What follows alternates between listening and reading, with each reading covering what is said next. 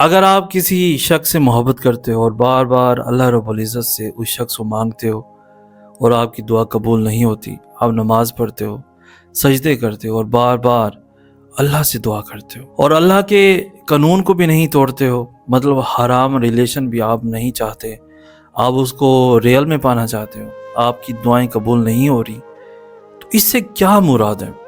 اس کا کیا مطلب ہے؟ اس میں کیا حکمت ہے؟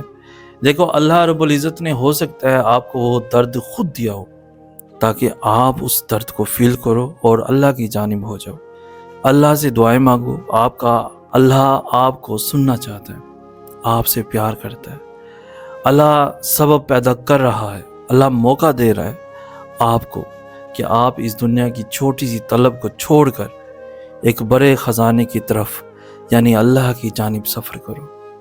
اللہ رب العزت جب انسان کو دکھ اور تکلیف دیتا ہے نا، اس کے پیچھے بڑی حکمت ہوتی ہے کہ انسان کو روحانی گروہ عطا کرے تاکہ اللہ رب العزت کی جانب وہ سفر کر سکے۔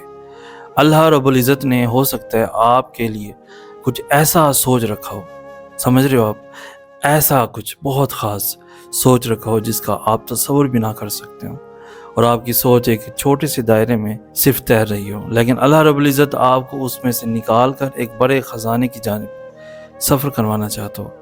تو اسے ہرگز یہ مراد نہیں کہ آپ کا اللہ آپ سے محبت نہیں کرتا اس لیے آپ کی دعا قبول نہیں کر رہا۔ ہو سکتا ہے وہ آپ سے محبت کرتا ہے اس لیے وہ آپ کی دعا قبول نہیں کر رہا اور آپ کے لیے بہت ہی بہتر چاہتا ہے۔ مزید ایسی خوبصورت انفارمیٹیو ویڈیوز کے لیے ہمارا چینل سید احسن آج بھی ضرور سبسکرائب کیجیے۔ ہمیں کہتے ہیں سید احسن آج، ہم ملیں گے نیکسٹ ویڈیو میں، تب تک کے لیے اللہ ہو آپ کا حامی و ناصر۔